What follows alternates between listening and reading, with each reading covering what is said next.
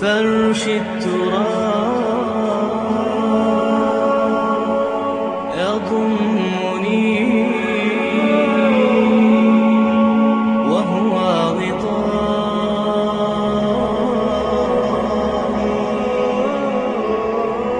حول الرمال تلفني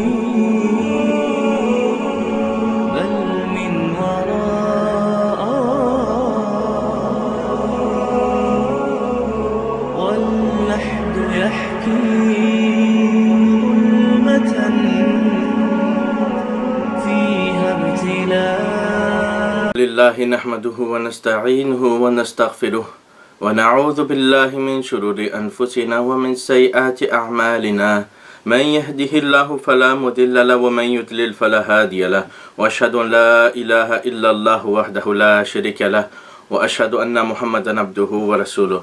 Dear brothers and sisters, today it will be a reply to the episode 4 of Muhammad Yasir regarding his Tasawwuf series and regarding the creed of Wahdatul Wujud. So I will reply to this series especially because he mentioned my name in it. So I have to reply to it. But first of all, I want to mention that the topic of Wahdatul Wujud, people like to confuse it. But people have to know the methodology of the Batiniya sect. You know, these people, they hide their beliefs to the layman. Like I've quoted before, you know, there's two kind of knowledge in the book Irshad al-Mulk, one for the layman, one for the elite.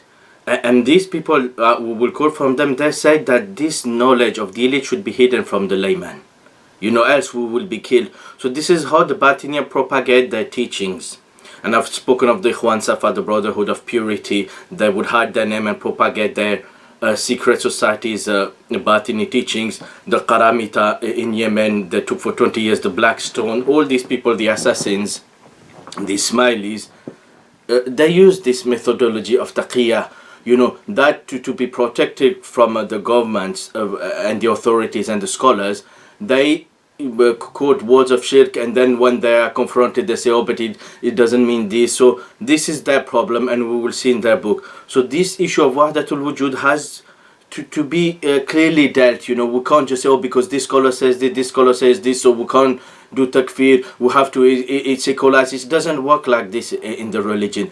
This is a religion, you know. It's not like you're making a mistakes in your business or others.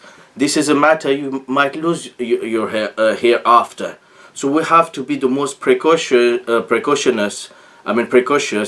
in these issues. So this is why I will call to Muhammad Yasir and the layman to be very cautious in these issues.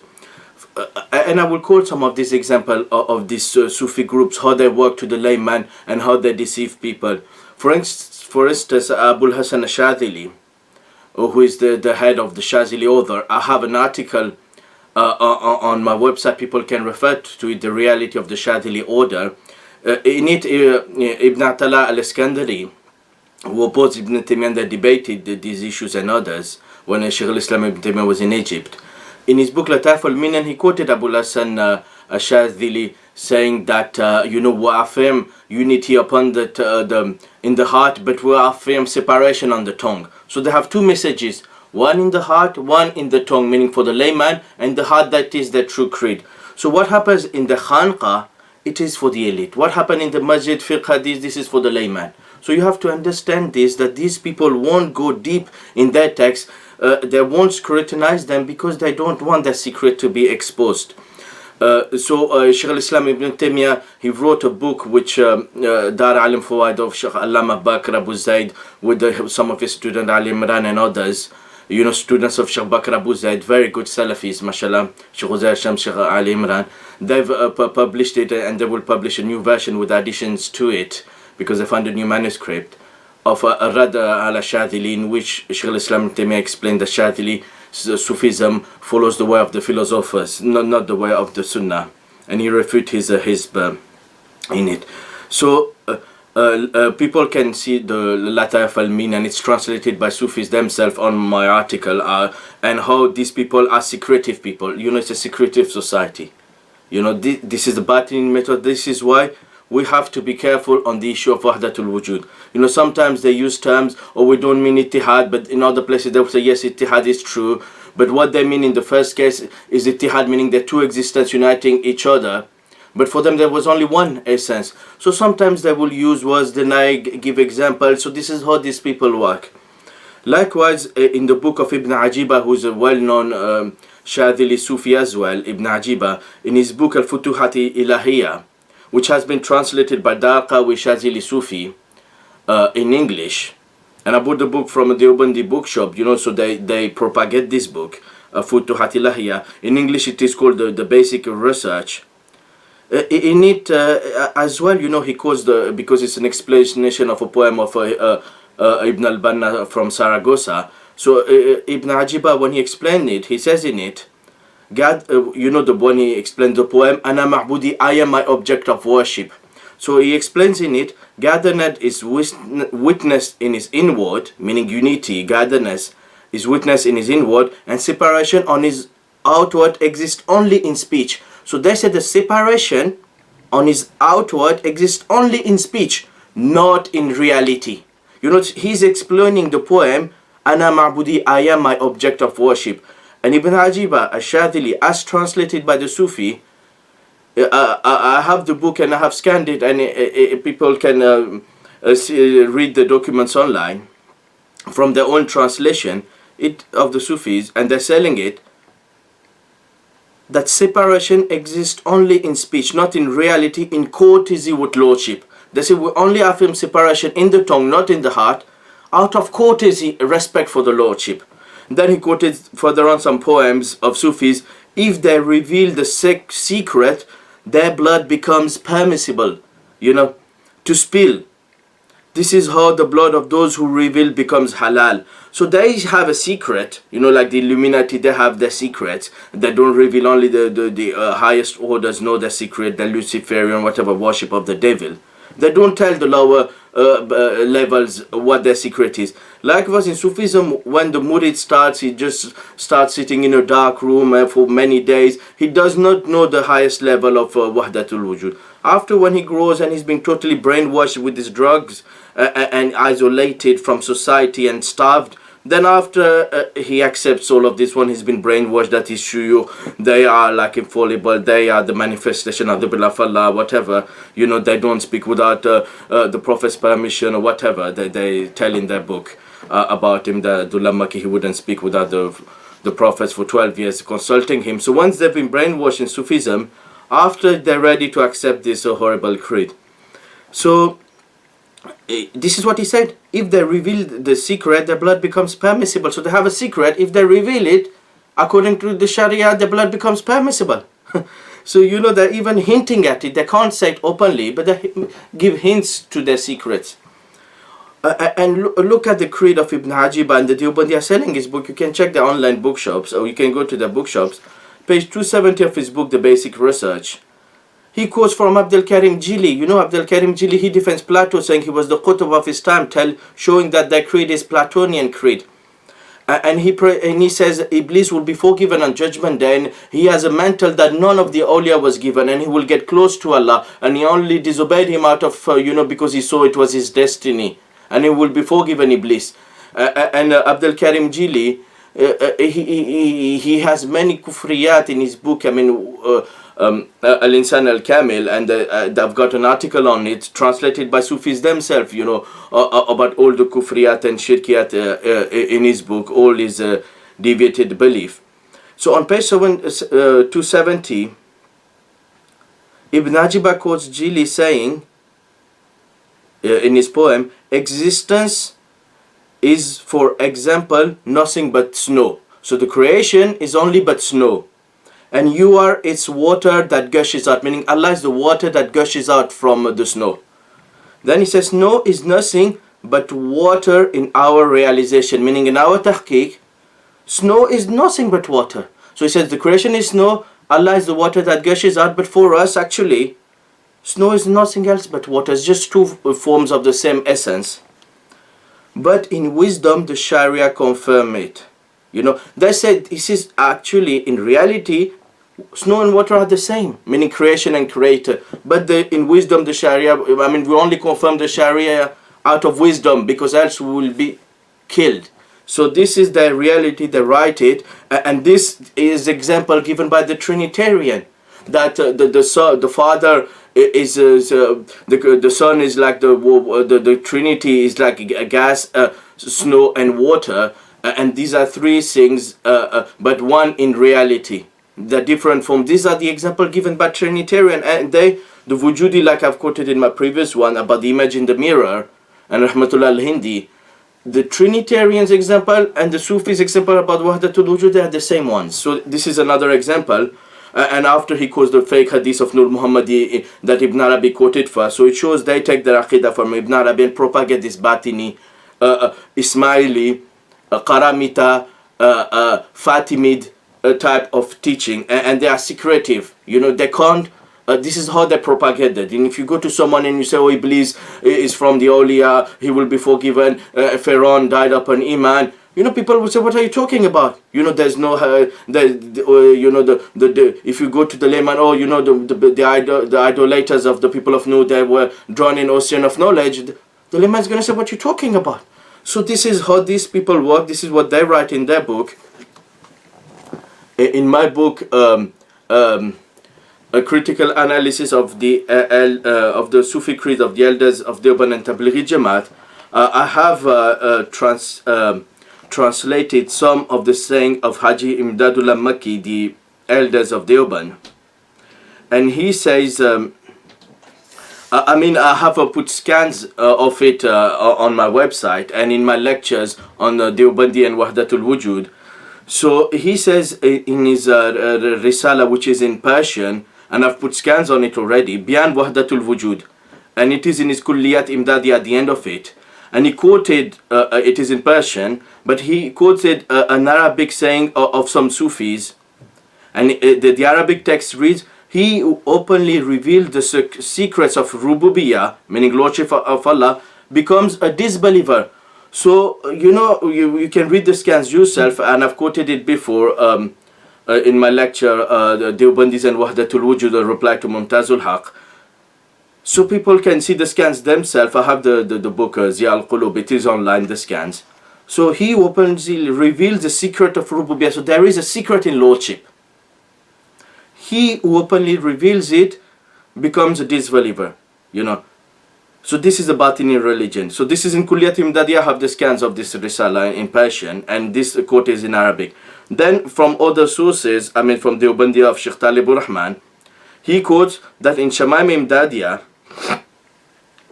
Imdadiya, volume 3, page 97, Haji Imdadullah Makki said, the topic of Wahdatul Wujud is not like this. Rather, it is obligatory to have tasdeeq, meaning attesting to its truth, and certitude of the heart, and to keep the tongue idle, meaning keeping the tongue secret, but have tasdeeq in the heart. Then, in the same Kulliyat Imdadiya, as quoted by Shaykh Atala Dervi, he says that the Sufi Shahabuddin Umar Suhawardi was asked about the Sufi Ibn Arabi, and he replied, "He's a heretic without religion." And when Ibn Arabi died, then Suhawardi said, "The Qutb of our time has died," and the people objected that he declared him to be heretic without religion, and he declares to be the Qutb. And Suhawardi said, "He was a Qutb, but he was not suitable to be followed in his lifetime, as he became majzub, meaning he lost his intellect in the end, and he was disclosing the secrets of Allah, and he should have not done so." So this is Imdadullah Makki in his Kulliyat Imdadiya saying the story of Umar Suhawardi, that he became majzub, meaning he lost a little bit his intellect. So he was starting to disclose the secrets of Allah, and he should not have done so. So for them, you know, there are secrets which should not be revealed. So it is a batini, you know, in the Zavia and the Khanqa, you know, they have this, and I've already quoted in my 10, I have quoted 10 quotes in my lectures on Deobandi Wahdatul Wujud, the reply to Mumtazul Haq. 10 of their clear quotes, you know, and I've showed the scan below on the PDF, and people can read it and check by themselves. You know, we're not forcing you to accept our research or our view. Just look for yourself. We oppose taqlid. We only say, look, taqlid is for the sheep. You know, the day they had the rope, you know, taqlid al-ghanam. It's for them. Allah has given us intelligence. Just read the text and judge for yourself. When he says the zahir of the human is abd and his batin is haq, and there is no mawjood except Allah, and it is shirk to deficient between Allah and the creation. I've given all these quotes of Imdadullah Maki and others, so people can refer to my previous lecture. I won't repeat on it. So this is what they say, that we believe in it but we hide it, and we should not disclose this secret to the creation. So this is what Haji Imdadullah Maki writes, this is what Ibn Ajibah wrote, this is what Abul Hasan Shazili wrote, and this is the issue with this secretive religion. So on the 4th minute of his lecture, Muhammad Yasir said, they attacked Deobandi for praising Ibn Arabi. So he's presenting a false equation and then he's trying to solve it. The problem is how you're going to present the problem. The premise is false. We don't attack Deobandis only for praising Ibn Arabi. We know Suyuti and others defended him and praised him, Al-Luzi and others. But the problem is, we criticize Deobandi for two main things. Having the same beliefs of Ibn Arabi. And I've quoted 10 quotes against my lecture, Mumtazul Haq. The scans are present of Ziya al-Qulub, the 7 Batinin Haq. The story he quoted in Imdad al-Mushtaq about a muwahid being tested if the creation is the same. What do you eat halwa? What don't you eat the dirt? And he changed his face.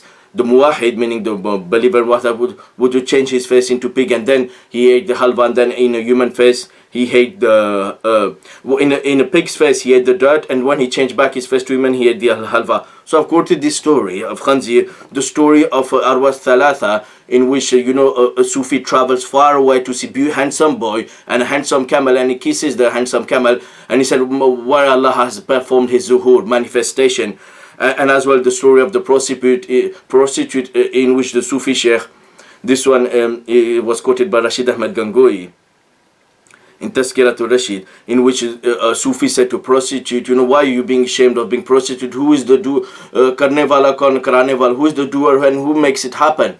And the Sufi said, Na'udhu billah, you dirty Sufi Sheikh. And she rejected this creed of Wahdatul Wujud. So, I've quoted 10 of these quotes that I haven't replied to. Muhammad Yasir said, they haven't replied to my first series on Wahdatul Wujud. They haven't replied to neither my book nor to the 10 scans against Mumtazul Haq. So, inshallah. So the first thing is they have the same beliefs in their books, and they say we shouldn't give it to layman. This is whoever discloses the secret of lordship. If Shasir Rububiya, it's kufr, disclosing. The secondly, we condemn them, is for spreading Fusus Al-Hikam. And you can check yourself, go to the Deobandi bookshop, check the bookshop online, it is for sale. Fusus Al-Hikam in English. I bought it from the Deobandi bookshop. It is available in Deobandi's bookshop.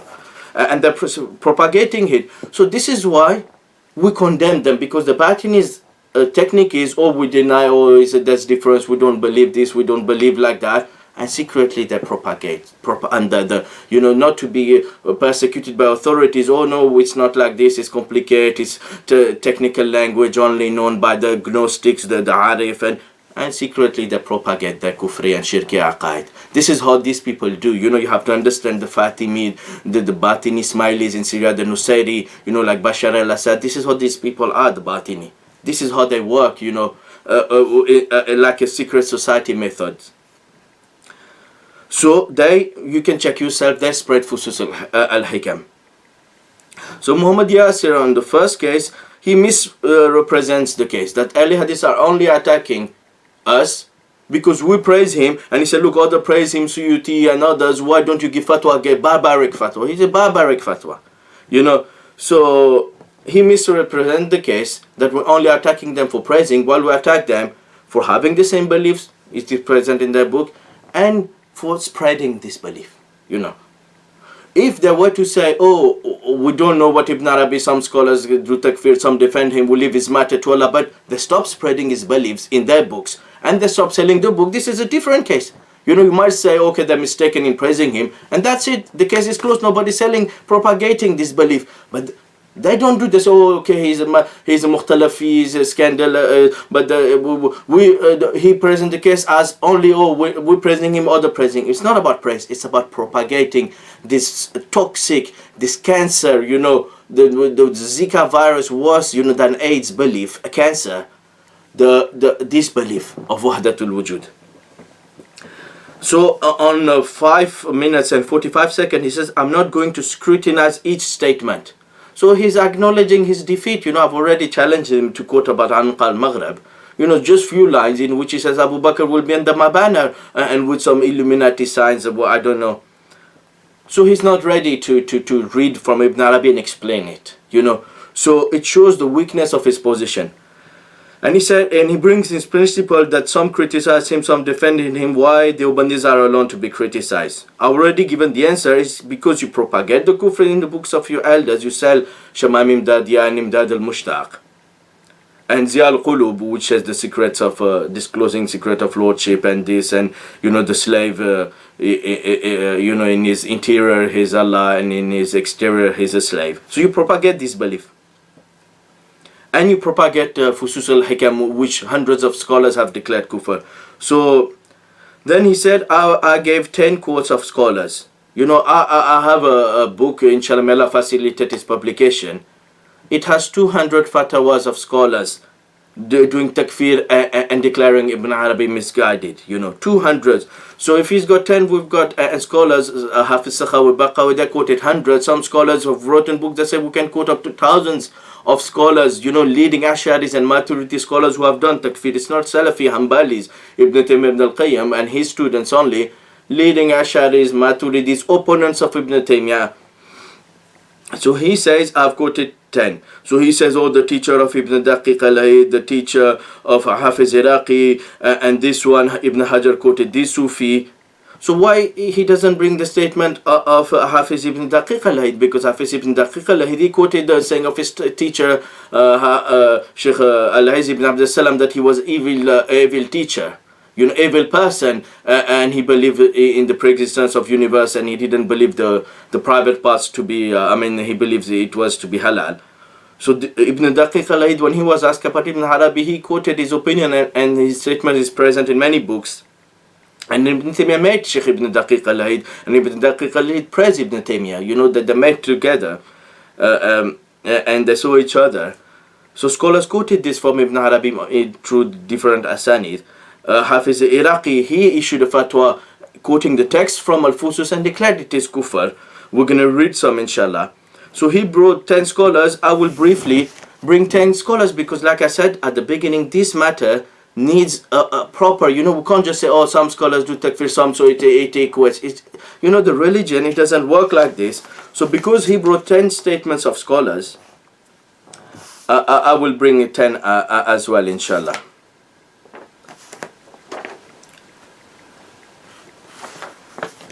So I've already have a PDF of Mulla Qari online.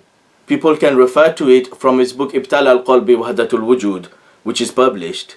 He's got it, and Mulla Qari quotes from Fusus, and he quotes from his explanation for the explanation of Abdurrahman Jami, and from the explanation of Qaisari and others. So not only he read Fusus, Mulla Qari al-Hanafi, who is their own scholar, you should thank us for propagating your own scholars' takfir of Ibn Arabi.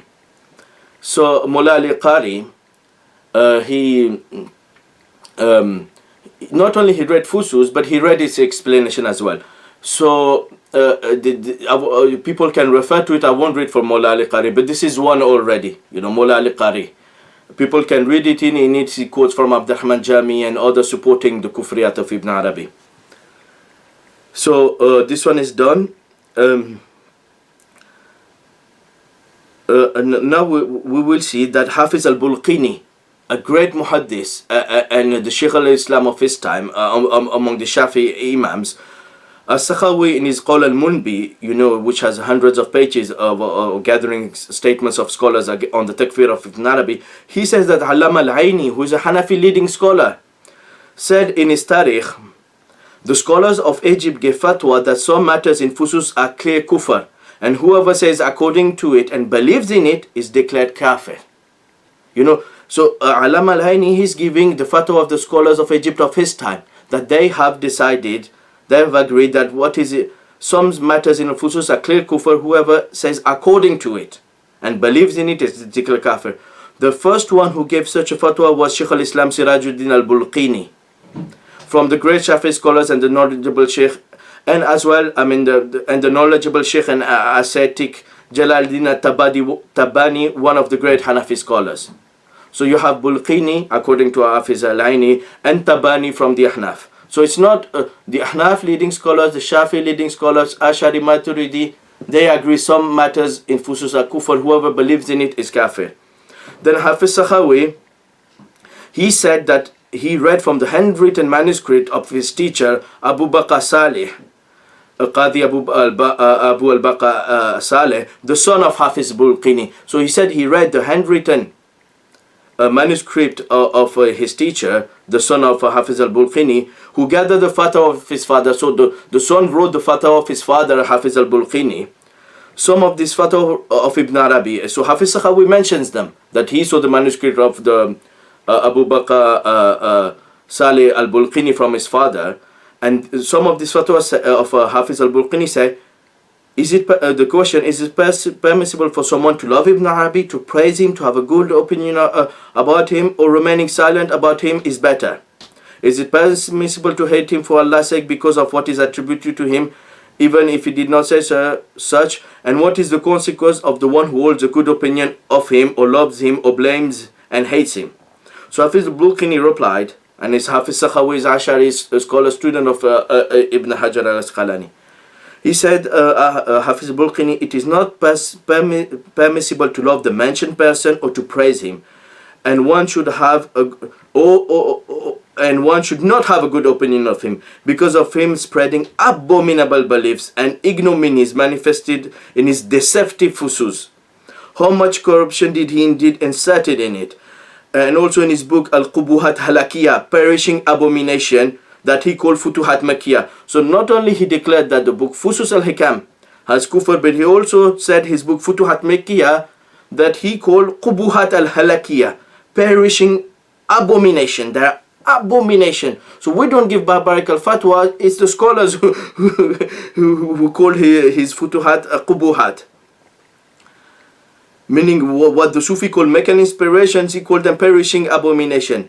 And then he says another books through which he became famous for his school of thought. That is the most filthy, meaning this is the most vilest, filthy school of thought.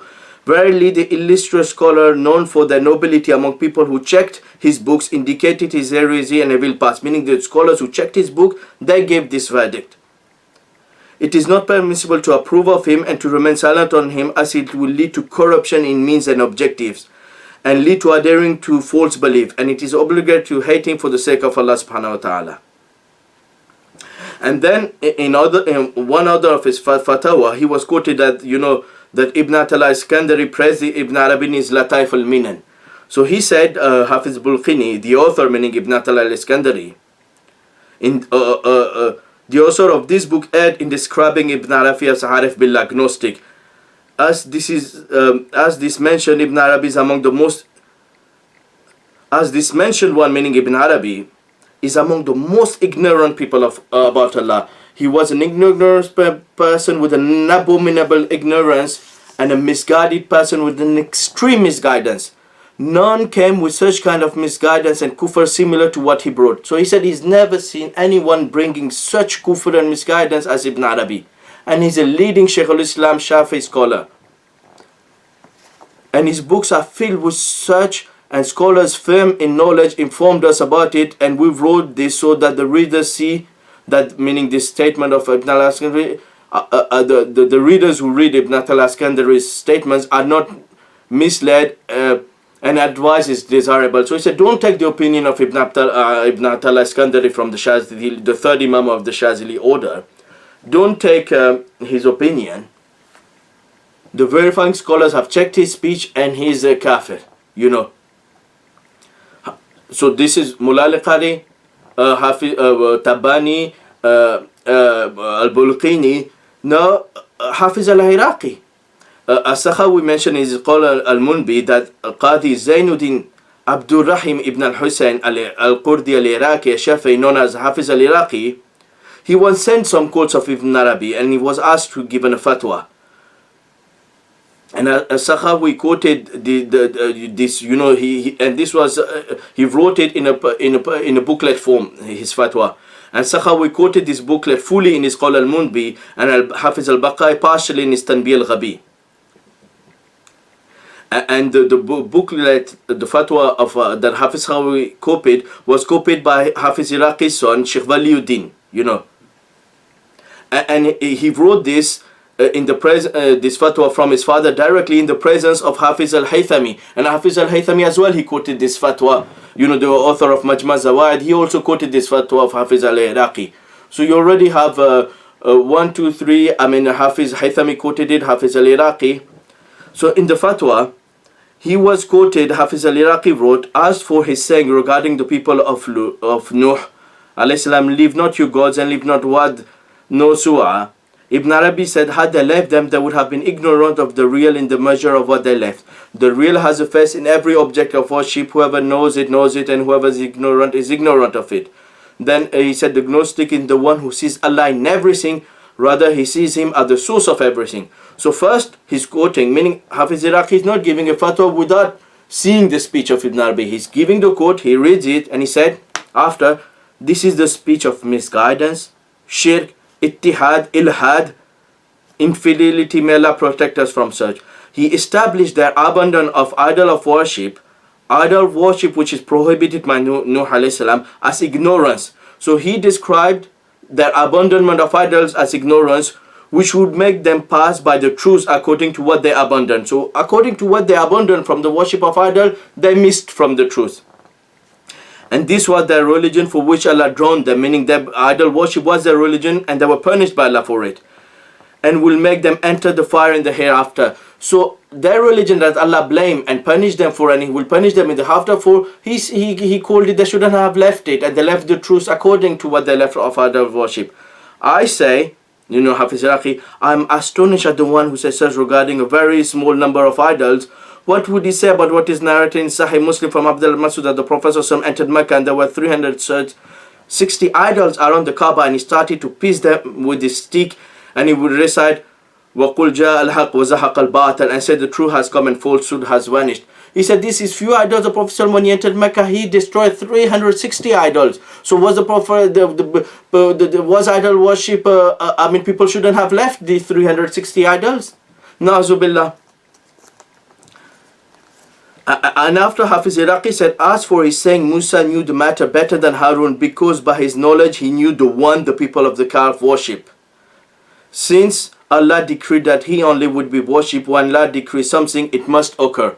So this has another statement for Fusus Al-Hikam,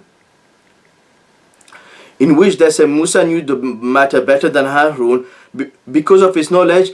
That Musa, Nazubillah, they said Musa knew that the people of the Kahf worship. For them, they didn't really worship the Kahf. In fact, they worship Allah who is inside the Kahf. So these people, they validate the religion of Kahf worshippers.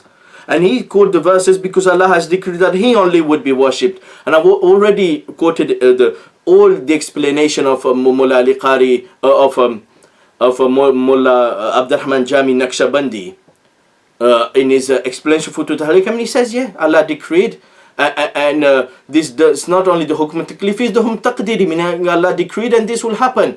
That those who, all worshippers will in fact worship Allah. But here the qada, the Ibn Taymiyyah explained, it is the qada koni, not the qada, it is the qada koni, it is the qada shar'i, meaning Allah ordered only to worship Him. It is not the qada koni that He only will be worshipped and nothing else can happen. You know, it is not the qada taqdiri or koni, it is the qada shar'i. You know, وَقَضَى رَبُّكَ لَا تَعْبُدُوا إِلَّا إِيَّهُ. So this is what Hafiz Iraqi said. He said, this speech constitutes kufr of its author from different perspectives. First, he attributed to Musa alayhi salam that he was pleased with his people of the worship of the Kahf. So he said, first he lies upon Musa that he was pleased with his people worshipping the Kahf. Second, he's taking evidence in this speech, وَقَضَى رَبُّكَ أَلَّا تَعْبُدُوا إِلَّا إِيَّهُ, and your Lord has done qada that you should not worship Him, to mean He predetermined that none would be worshipped except Him, and the one who worships an idol worships Him. Third, that Musa alayhi salam blamed his brother Harun for objecting to what happened, and this is a lie upon Musa and denial of what Allah said about Musa, that he was angered about the worship of the calf. Fourth, he's saying the Gnostic is the one who sees Allah in everything, rather he sees him as the source of everything, you know. So he established the calf as the source of Ilah al-Ma'bud, the worship divinity. And the one who has such a speech should be shocked at his daring, which cannot come from anyone who has an atom of Iman in his heart.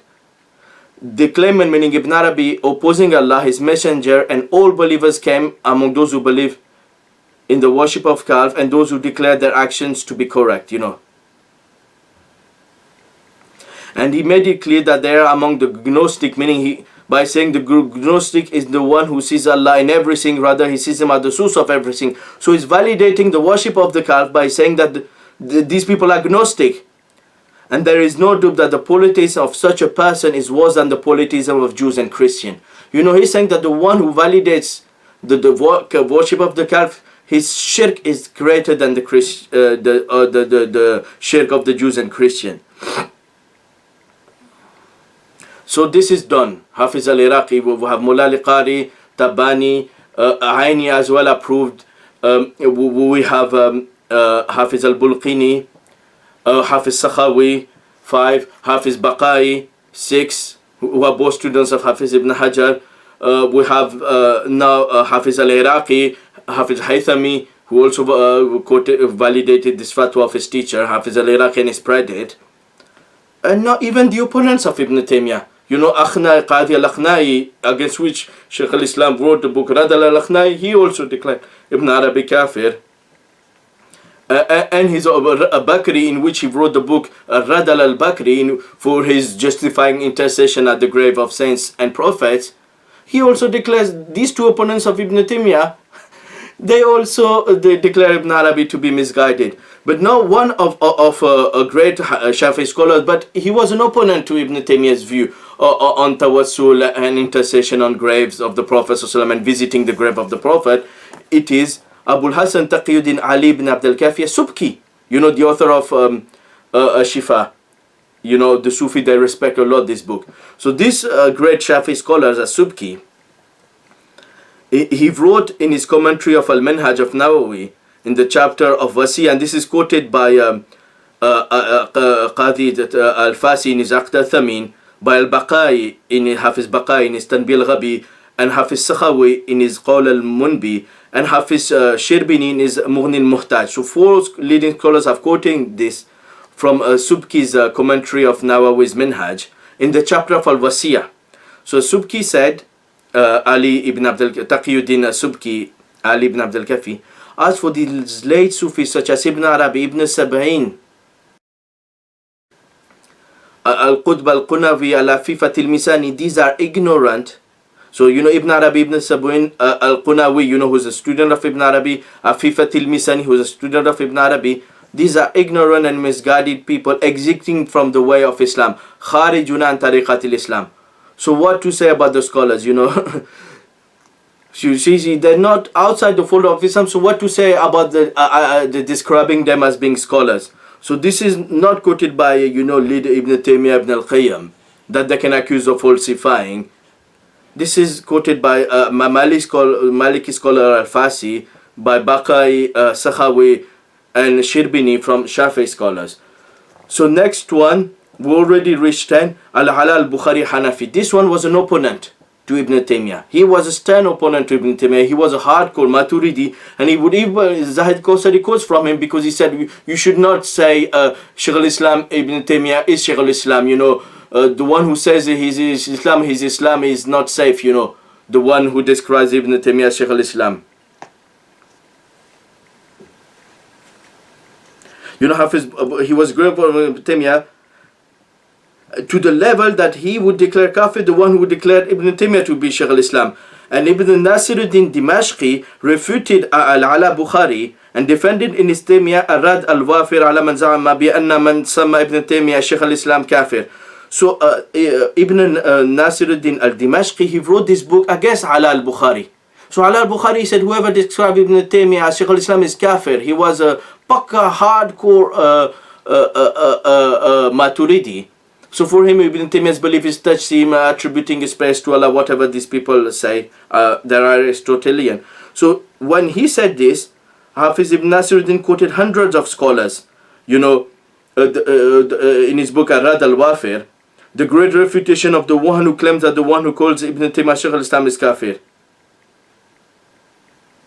And Hafiz al-Maqrizi and Sakhawi said that the scholars were satisfied with the saying of al-Bukhari on Ibn Arabi and they rejected his sayings on Ibn Taymiyyah.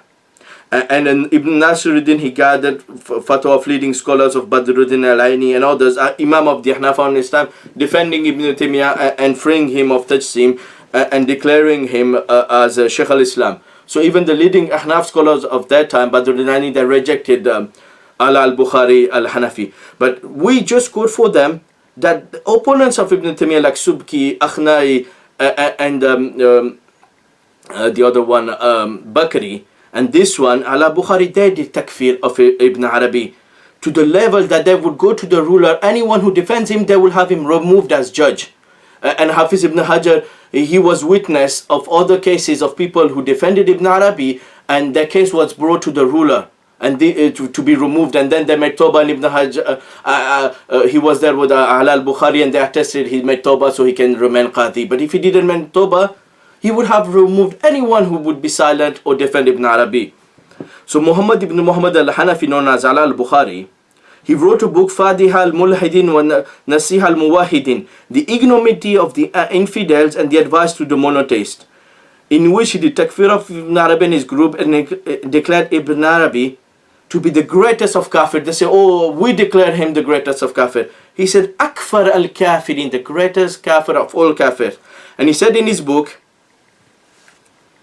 their followers in this are the common and blind people and the extreme idiots, especially those who follow the most misguided and villain and blindly following. That's why we're against blindly following. People have to look at the evidences and follow, because the layman, if you justify or they just go to scholars and ask the scholars, might be, if he's you said they don't have the knowledge to understand the evidences, then they might go to evil scholars and follow evil people. So this is why we condemn blind following even for the layman. And blindly following the most ignorant and most imbecile, such as the heretic Sufis following the disbelievers, Wujudiya philosophers. Then he carries on those believing in the divinity of the whole creation, denying the reality of the existence of the Lord of the heaven and earth, those denying all heavenly relieved books, the polytheists in claiming the Tawhid of all seeing, destroying the nations of the messenger from Adam to the last of prophet. And then he quoted the same thing after quoting in his book the statements of Ibn Arabi about the worship of idols to be valid, the divinity of Pharaoh, and his belief that Harun was mistaken, and others. Al-Bukhari wrote, and among others of the fault which constitute ignorance of infidels who are blind in darkness and followers of devils, that turn back from the nation of monotheism, Mil al-Hanifiyah, and they establish the religious belief as something unprecedented. They take deviation for guidance and evil doing for sainthood, and heresy for verification and cognizance, and infidelity, ilhad, as religious rites and Sufism. And because of this, they deviated from the straight path in belief and enlarged the circle of heresy and infidelity, zandaqa wal ilhad, by allowing the forbidden private parts and removing the prohibition of the noble Sharia, as is reported by Sheikh al-Imam Izzuddin Abd Salam when he was asked about the author of Fusus, and he said, Evil Sheikh, a great liar, he opined the universe was ancient, meaning pre-existent, and he did not consider other private parts to be forbidden. And this is the religion of infidel followers, promoters of heresy. It has become famous about Shamsi Tabriz that he ordered Jalal al-Rumi to supply his wife with wine to his secluded place, and Jalal obeyed him in this, and the son of Jalal killed al-Tibrisi for this.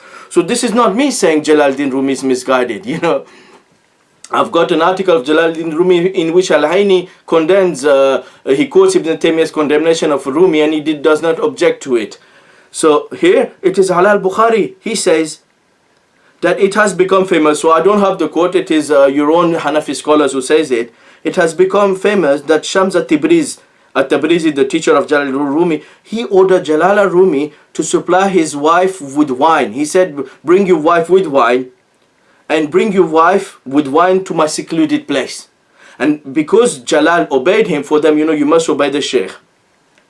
The son of Jalal, they killed Shams Tabrizi, that he's misguiding our father, bringing his wife to him with wine in a secluded place. What is this religion? So I'm not saying this, And then Allah Bukhari carried on, he's more shameless than Musallim al-Kadhab, and his other says, many other statements. Like I've quoted before, Taftazani as well, he wrote a book, and I've got quotes online in the same paper of Mulla Qari. Sa'aduddin Masood ibn Umar Taftazani al-Hanafi, they take Aqidah from Taftazani, Sharaqad Nasafi, it is stored in the Madaris with the explanation of Sa'ad Taftazani. So he wrote a book against Ibn Arabi until Arada al-Abatil Kitab Fusus Al-Hikam, and he says the same things, that to know that the author of Fusus openly committed the greatest of shameless actions and exceeded the furthest limit of idiocy by preferring his vile self. When he says that he's the Khatim al-Awliya and he's above prophets. So he quoted this, and he wrote in his, this insanity caused by hashish. He said he was using cannabis, hashish, and this is what led Ibn Arabi to these dreams and the bricks. He saw 2 bricks and he saw himself as the seal of the saints. And mental derangement caused by melancholia led him to propagate, meaning hashish and melancholia, mental derangement caused by melancholia led him to propagate this horrible heresy by inventing dreams that are not declared true except by the most idiots among deviants. His dream that he takes the prophet is only the 1 brick, but the seal of the saints, he completes 2 bricks. I mean, 1 of gold, 1 of silver, whatever.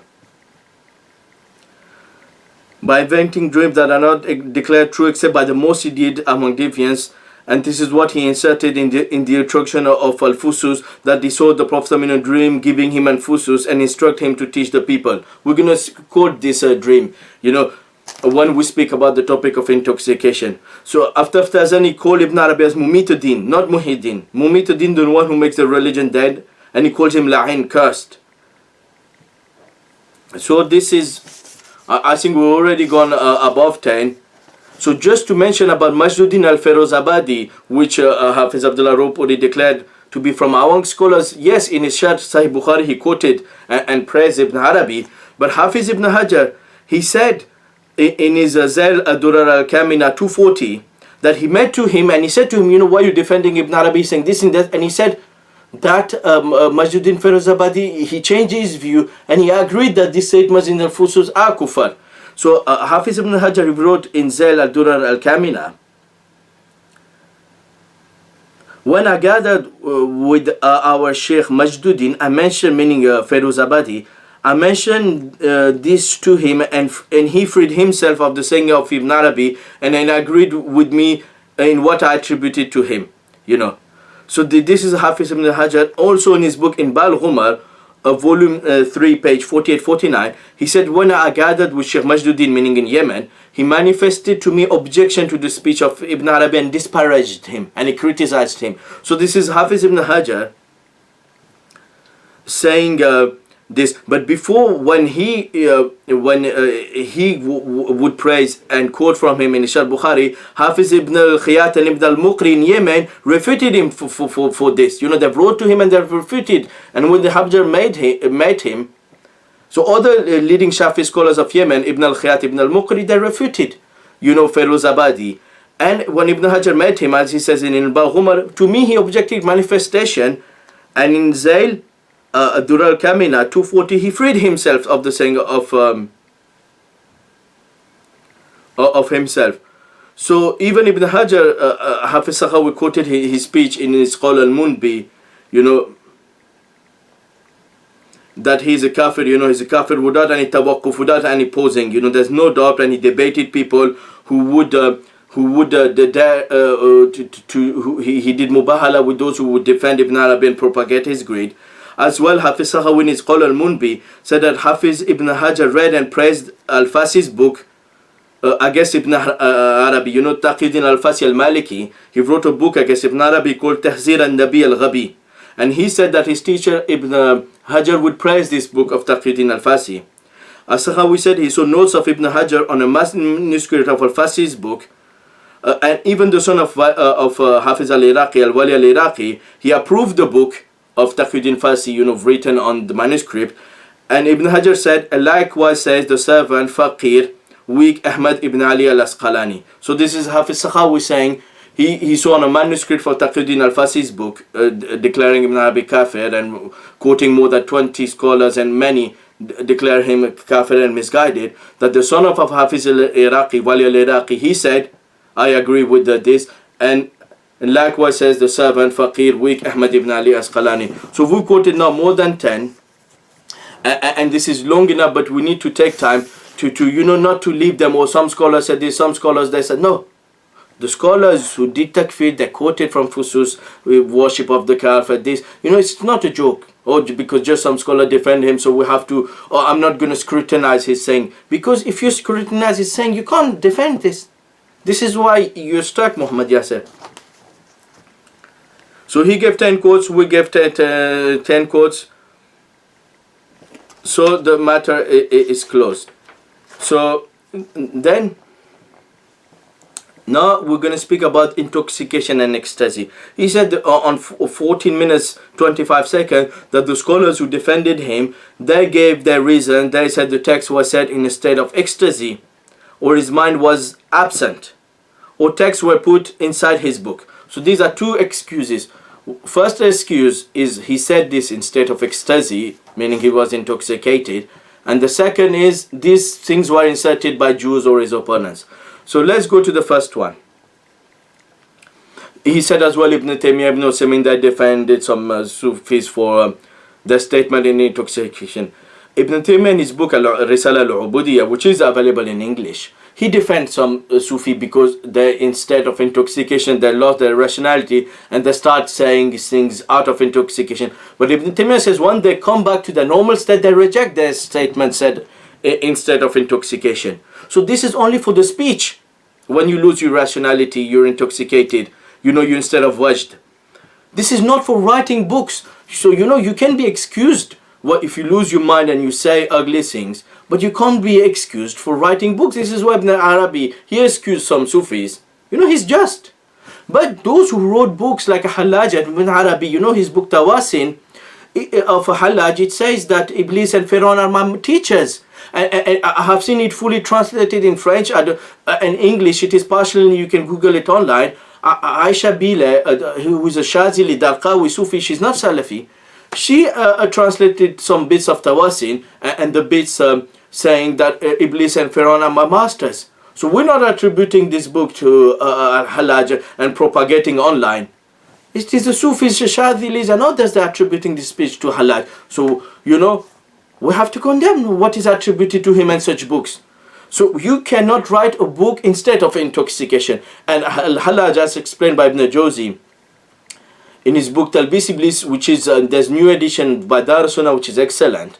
And Ibn Jawzi explained that the scholars checked him before killing him. It's not, you just a state of intoxication and people kill you. No, scholars, they're the inheritors of prophets. They checked him, they asked him questions, and they saw this guy, he's upon kufr, and they killed him.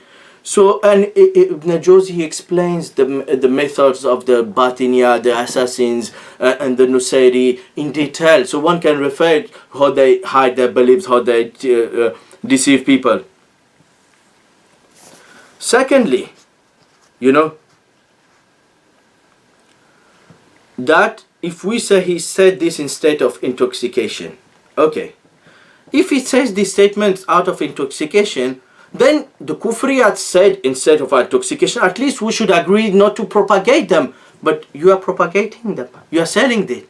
So either we say, okay, he said this out of state of intoxication, Allah knows better his condition, we will do tawaqquf on doing takfir, but then you have to stop propagating his kufr. But we don't accept this Batini method. Maybe he said this intoxication.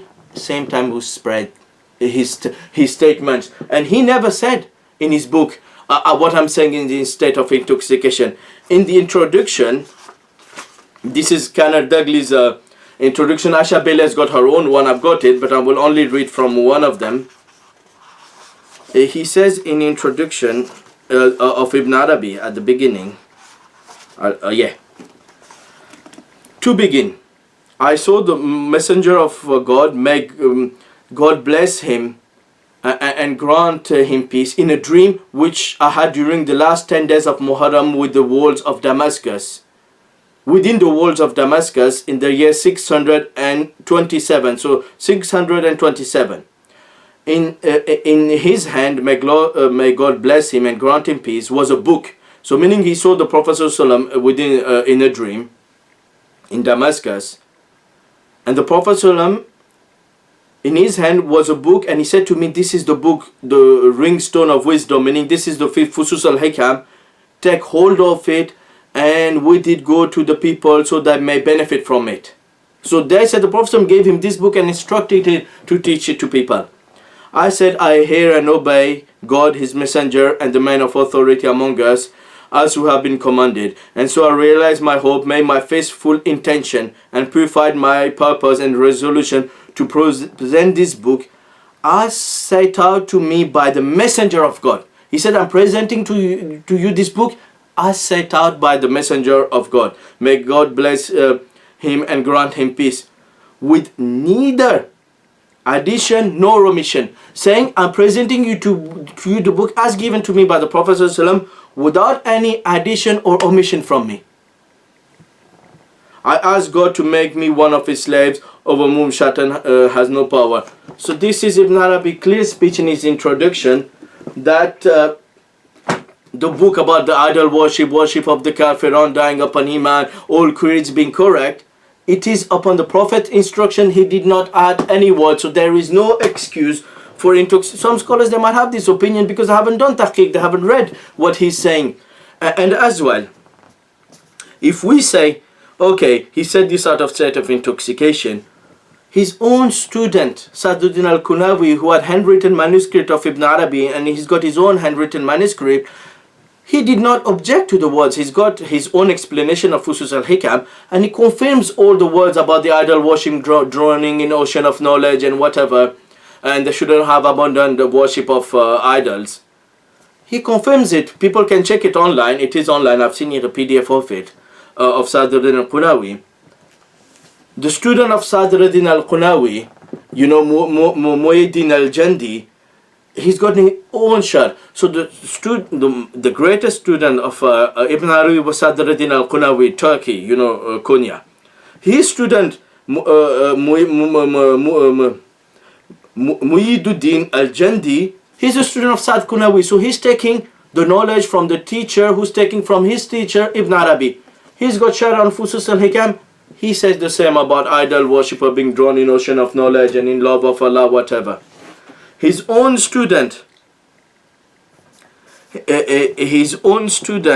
Al-Qashani, this is the student of Muhyiddin al-Jandi. So they're going silsila, you know, master to student. It's not someone who just read and interpreted. It's going from master to student, this teaching. So the student of Muhyiddin al-Jandi, Qashani, he says the same, you know, about idol worship, and he confirms this word. After Qashani, his student Dawood al-Qaisari, he's saying the same about idol worship, and I've already quoted. I mean, in this book, he also says in the chapter of Khatm al-Wilaya that in Anqa al-Maghrib, you know, the one I challenged Muhammad Yasir, he also quotes this statement from Anqa al-Maghrib that Abu Bakr will be under the banner of the Prophet ﷺ, and Ibn Arabi said this in Anqa al-Maghrib. Na'uzubillah, Abu Bakr radiallahu anhu being under the banner of the greatest Akfar al-Kafirin, La'in, Mumituddin. So it's not only present in Ibn Arabi book, the people of the same school they quote as well. Mulla Qari, who's a late Naqshbandi scholars, he quoted the same, that idol worshippers that will drown in ocean of Shuhuda, Hadi and whatever. And he says, you know, you Lord decreed, it means it's predestined. He says the same. He doesn't say, oh, you know, these words of Ibn Arabi, they exalt them, but one after they're stuck with rulers or laymen, objecting to, oh, it might be inserted, it might be, they're fooling people. So that's why I'm just saying, showing what the scholars, the elite of the Sufis are saying. This one, Nablusi, Abdul Ghani Nablusi al-Hanafi, Naqshbandi Qadiri, his explanation of Fusus al-Hikam, he says the same. And the quotes of Jami and Nablusi are present in my paper on Mulla Qari online. People can consult it. I will give a link below this lecture anyway. He says as well that, all the creed of all nations are right. You can't say one is wrong. You should accept the creed of everything because Allah has a face in everything. He validates the kufriyat of Ibn Arabi. He's got many pages about saying that Na'uzubillah, Pharaoh died upon Iman. And he said, what his name is, Jibril alayhi salam, he only put dust in the mouth of Pharaoh because not because he was a kafir, but because he wanted him to die upon Iman. And Jibril was scared that if Allah saves Pharaoh from drowning, then he will return to his kufr. So Na'uzubillah, the text in Hadith which says that Jibril was putting mud in the mouth of Pharaoh, it was to condemn him that you're a kafir and you should die upon kufr. They say, actually it was for compassion for Pharaoh, that Jibril Na'uzubillah attributed a lie to angels. He wanted Pharaoh to die upon Iman because now he had believed, so he would die upon Iman. Na'uzubillah. That the many Quran hadith, the text saying, he and his the family of Pharaoh will be punished up to the judgment day. Allah made an example of the greatest of the many verses saying Allah took him as an example and this and that. And these people, they say he died upon Iman. So now we finished this intoxication excuse. This is the taqiyya of the Batiniya. Then he said, Suyuti, if you have a narrator of justice, before giving barbaric fatwas on Ramadan, give fatwa on Zahabi Suyuti. Zahabi also quoted in his book, that what is in Fusus Al-Hikam is kufr. So maybe in other places what Sabdi quoted, he might have excused him about his condition, but his book, Hafiz, he said it is kufr. So this things at least you should agree of Hafiz Zahabi. If you take his other statement which we quoted from a student, you should take his other statement in his own book, that the book Fusus contains kufr. So you should not sell it, and you should make a video opposing and telling people not to sell this Batini religion. So why we give fatwa on ulama Deobandi and we don't give fatwa on Zahabi and Suyuti?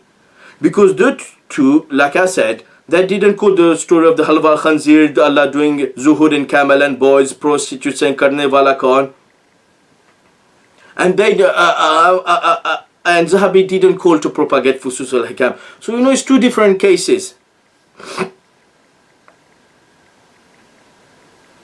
So we said to Muhammad Yasir, if you believe in this excuse of ecstasy, you should oppose selling the book and you should condemn the kufriyat in it, and you should say, I don't know his condition, but at least you should oppose the book. So the second excuse texts were put inside his books. This is what some of the Hadith scholars said, and we will see that this excuse is not, because if these texts were inserted into Al-Fusus, all these four Qunawi, Qashani, his student Mueddin Jandi, his student Qashani, his student Qaisari, they would say it has been inserted. Jami Naqshbandi and Abdul Ghani Abdulusi Naqshbandi, they would say, this has been inserted. No, none of them said it has been inserted. So the people who had the manuscripts, the students of Ibn Arabi, and likewise what Shaykh Daghash al-Ajmi said in his book Ibn Arabi wa Mawqif Ulama al-Muslimin Minhu, he says that the book Al-Futuhat Makkiyah has a manuscript in 70 volumes with the handwriting of Ibn Arabi, that he completed in 636, 2 years before his death. And there is hearing on it, and it was read to him. It's not something he wrote it, it was read to him, he checked it. He gave this manuscript to student Saad al-Qunawi, and it remained in his maktaba until his death, and nowadays it is present in the Museum Al-Athar Al-Islamiyya in Istanbul, number 1845 to 1881. And it is a complete manuscript. So we have the handwritten manuscript read by his student in possession of Sunnah. It is in a Turkish museum, Al-Athar Al-Islamiyya. He said there is another manuscript, incomplete, copied by Ibn Arabi's student Ismail ibn Sawadkin, and it is present in Maktab al-Fatih number 275. So this one is the complete one. There was one which was incomplete, by his student Ismail ibn Sawadkin, who was as well a heretic. As for the book's Fusus, a manuscript with Ibn Arabi's handwriting was found in Konya, and it has Sama. Also there is a manuscript with the handwriting of Al-Qunawi, which has Sama on it, attested by Ibn Arabi's on the manuscript. So there's one handwritten manuscript of Ibn Arabi al-Fusus. So how can Jews insert things to it?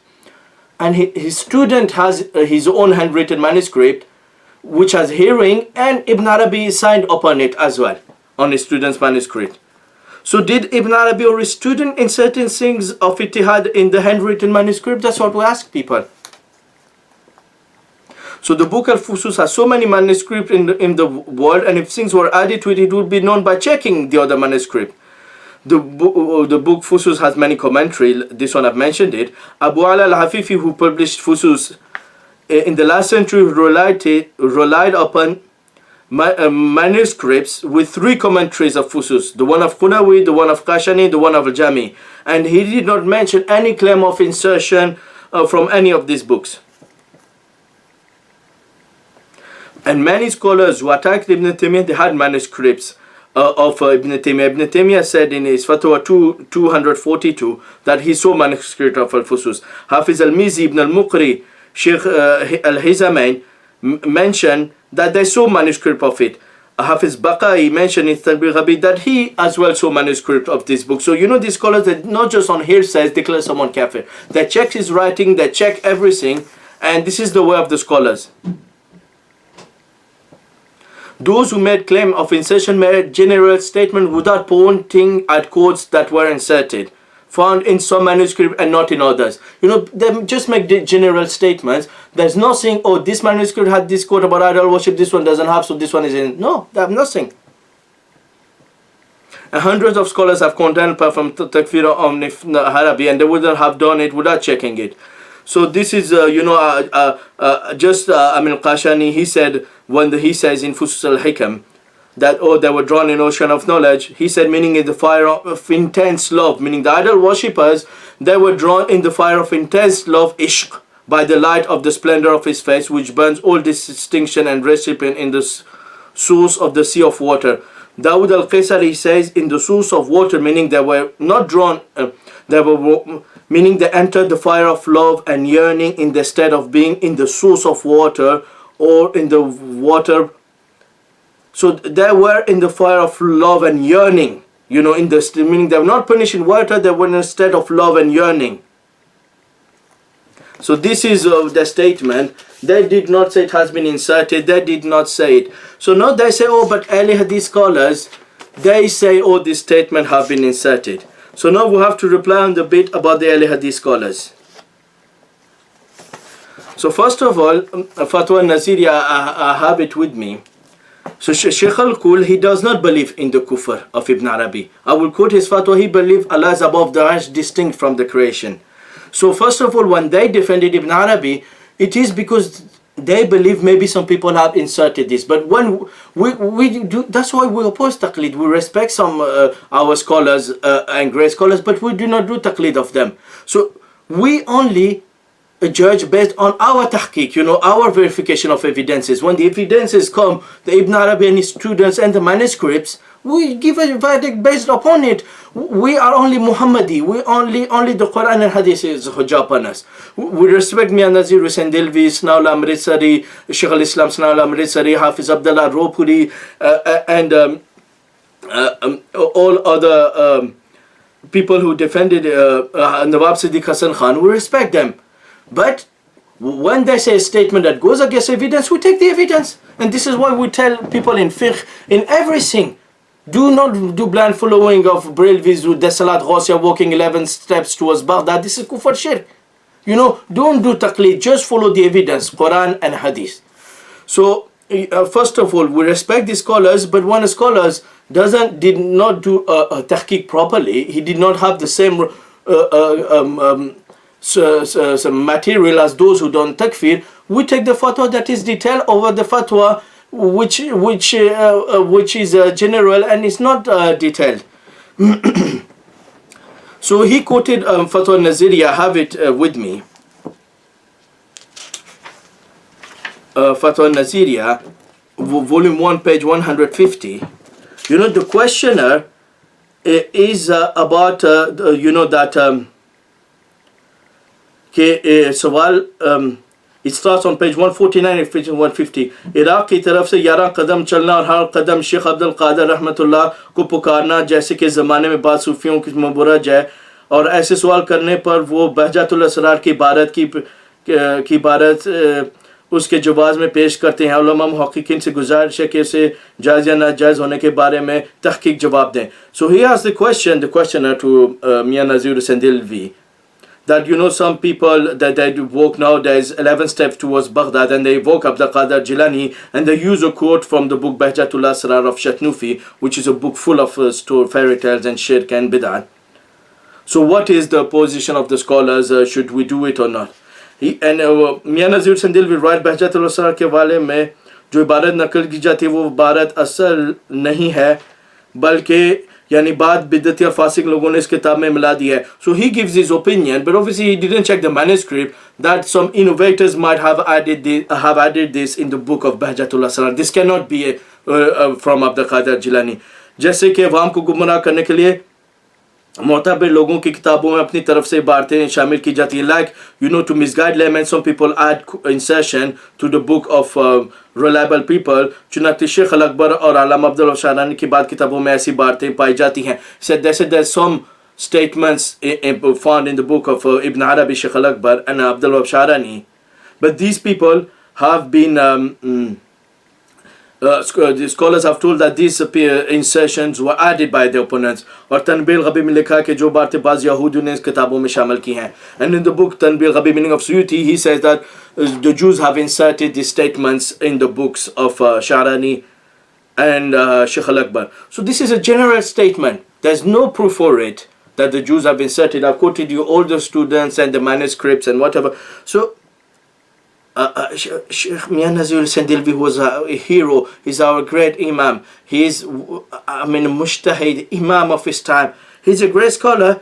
He gives a fatwa based on Suyuti, but he did not research himself the manuscript and check different. So he just relied on someone else tahqiq and he quoted it.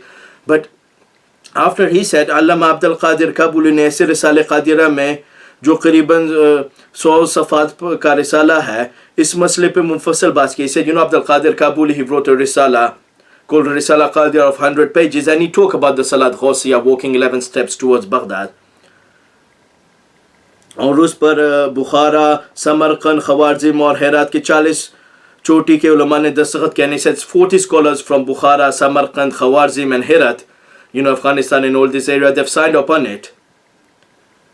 And they wrote in this risala that doing this action is kufr. इस fail को कुफर कहा है. इनसे जंग आज़ादी से पहले हमारे पास एक इसका कुलमी नुस्खा मौजूद है. I had a manuscript of this book of Alam Abdul Qadir Kabuli with 40 scholars denying that Abdul Qadir Jilani said this, and they said that doing this 11 steps towards Baghdad is kufr and shirk. Before जंग आज़ादी था, लेकिन जंग आज़ादी में लूट मारा ज़ाय हो गया. But he said I lost its manuscript because his books were lost and others. He said in other books, Nafi al-Murshidin, Madarij al-Salikin, Manazil al-Salikin, Mashariq al-Shar, Rafiya, Ghaira mein is fail ko sarihatan kufr likha hai. So it's not the Madarij al-Salikin of al-Muqayyim, but another one. But he mentioned all these books of scholars, Nafi al-Murshidin, Madarij al-Salikin, Manazil al-Salikin, Mashariq al-Shar, Rafiya. It is clearly told that this is kufr. So this is because the original fatwa was in Persian. So this is his translation, but in the original one he quote the Arabic text from this book. Masala darbul aqdam ila al-Iraq kufrun. Like some of the muftarin said upon the Sheikh. In the book Madarij Salikin, it is written, Man darab al-aqdam ba'da salata ala zaman hadha ziyara fahuwa كافر وعليه الفتوى أن نقل من المشارق. The ضرب الأقدام نحو العراقي من أنواع الكفر. Walking steps towards Baghdad is from the categories of kufr لأنه عبادة, because it is worship.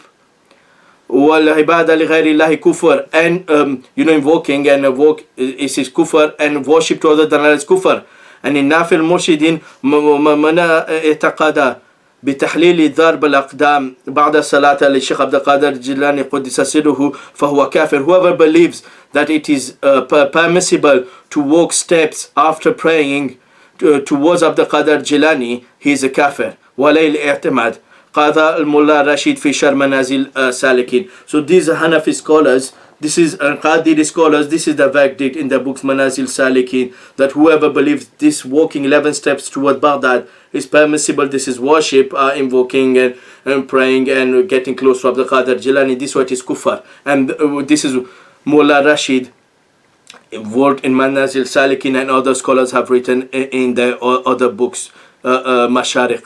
So Mian Nazir and Delvi, it's a general statement, you know, we follow the detailed tahqiq of the scholars. But just to clarify that, you know, some people, they might say, oh, when a scholar clearly says that Allah is above the arsh, not everywhere, and he just defends Al-Fusus, saying maybe it has intercession, you know, we don't follow his mistake, but we know he rejects the belief of Wahdatul Wujud, Allah being everywhere and dwell in everything. He was asked on page 3 of his fatwa, क्या फरमाते हैं उलमा दीन मुस्लिम के आलिम कहता है जो शख्स खुदा करीम को बिला के फर्श पर कहने या जाने को काफिर कहे, बस वो आलिम का कौल गलत है या सही है. So what is your opinion about the one who says that the one who believes to be above the arsh is a kafir? जवाब, जो आलिम कहता है वो आलिम नहीं है. Say whichever scholar says that if you say Allah is above the arsh, you're kafir, this one is not a scholar, you know. Balki wo jahil hai, this person is ignorant, because Allah is above the arsh. If you say, oh, saying Allah above the arsh is kufr, then you're not a scholar, you're a jahil. और उसका call सरासर गलत और बातिल है, is totally false and vain. क्योंकि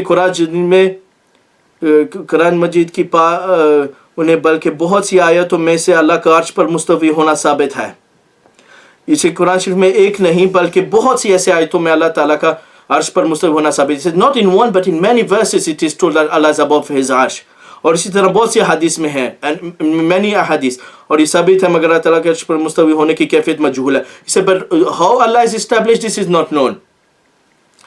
तमाम साहबा ताबिन और अतबा ताबिन अरमा मुज्तहिद रज़ियल्लाहु का यही कॉल और इत्क़ाद है. This is saying of the साहबा ताबिन अतबा ताबिन, all अइम्मा मुज्तहिदीन.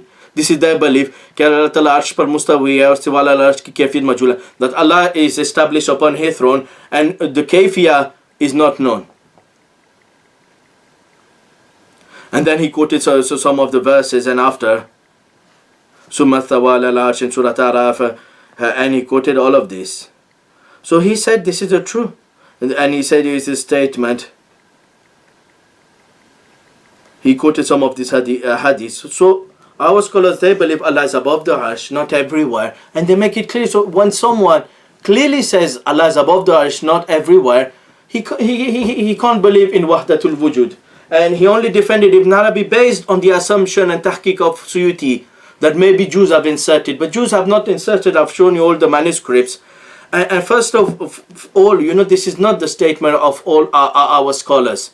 You know, this is the statement of our leading scholars, but some of our leading scholars, like Hafiz Abdul Manan Nurpuri, one of our greatest student of Hafiz Abdul Manan Nurpuri, in his refutation of Maulana Anwar Shah Kashmiri's Faith al-Bari, in his and his teacher Hafiz Gondelvi, both the notes of both of them refuting Faith al-Bari, because Anwar Shah Kashmiri quoted, you know, the statement of Shaykh al-Akbar, Qala Shaykh al-Akbar, Anna Sawt al-Bari Ta'ala Jalla Zikruhu Yusma'u min kulli jihatin. That when they speak about the voice of Allah, Anwar Shah Kashmiri said that the voice of Allah is heard. He quoted that Ibn Arabi, their Shaykh al-Akbar, said that the voice of Allah is heard from one direction, all directions, not only one direction. So first of all, it refutes the creed of the Asharis Maturidis that Allah speaks without a voice. The belief of the Salaf is Allah speaks a voice, but his voice is not like the voice of creation. So even their Shaykh al-Akbar says Allah speaks with a voice. So what are you going to give fatwa on him? And fatwa on Maulana Anwar Shah, your greatest muhaddis Deobandi, who says Allah speaks with a voice. I mean, he quoted Ibn Arabi saying it. So on the first volume, page 93, Hafiz Abdul Manan Nurpuri, one of our greatest scholars, our great saint, a great worshipper, alhamdulillah, had the opportunity to go four, 5 times to his house and alhamdulillah have dinner in his house with him. Alhamdulillah, I was honored to see such his work. I mean, people have written his biography, mentioned lots of his karamat, and he was mustajab. There were many of his invocations were heard, alhamdulillah. So Allah honored me to go in his house and eat with him. May Allah have mercy upon him. May Allah make us real lovers of of our scholars. I don't want to mention other topics insulting him, some misguided people. But so Hafiz Abdul Manan Nurpuri said, Inna Sahib al-Faith قد لقب ابن عربي بالشيخ الأكبر. He said the author of Faiz al-Bari, he called Ibn Arabi Sheikh al-Akbar. ولقب هذا مشهور عند الصوفية, and the Sufi, they're known to call him Sheikh al-Akbar. وفي الواقع شيخ الأكبر لمن كان على طريقته في الانحراف عن الحق. Actually, he's a Sheikh al-Akbar for those who follow him in his misguidance. ولذا لقبه بعض أهل العلم بالشيخ الأكبر. He said this is why some of the people of knowledge call him Sheikh al-Akbar. So Hafiz Abdul Manan Nurpuri said, he's not Sheikh al-Akbar. Though some of these scholars call him Sheikh al-Akbar, defended him, but for Hafiz Abdul Nurpuri, he's not Sheikh al-Akbar, he's Sheikh al-Akbar.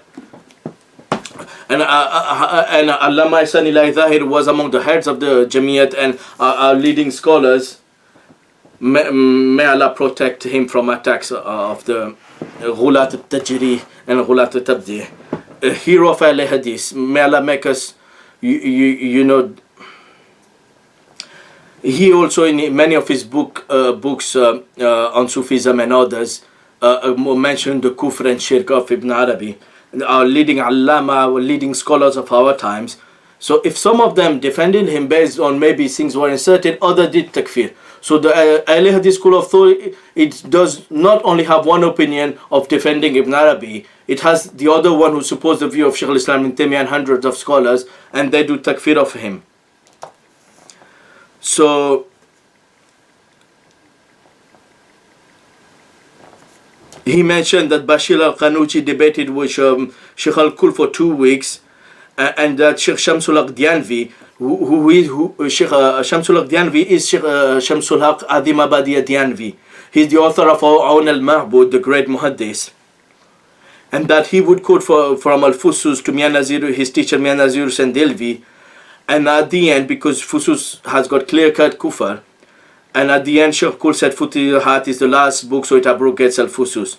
So this quote goes against them, that it shows that Shamsul Aqadima Badi, one of our leading scholars, he believed that what is in Fusus Al-Hikam, he is one of our greatest scholars, Shamsul Aqadima Badi, So it shows Allama Nurpuri, Shamsul Aqadima Badi and others, Allama Ihsan, they believe what is in Fusus al-Kufr, they oppose selling it and propagating it. So, and it shows as well that the Sheikh al-Kul fil Kul, Mian Nazir Sandilvi, does not believe that the statements in Al-Fusus are correct and they should be propagated. Rather, he says maybe they were abrogated. So it's what you're quoting about Ahle Hadith, it is refuting your view. You are selling it, propagating Ibn Arabi. So Mian Nazir Sandilvi's quote goes against you, it does not go in your favor. So he quoted Hafiz Abdullah Ropuri in his Fatwa al-Hadith volume 1 page 155. I have it with me. So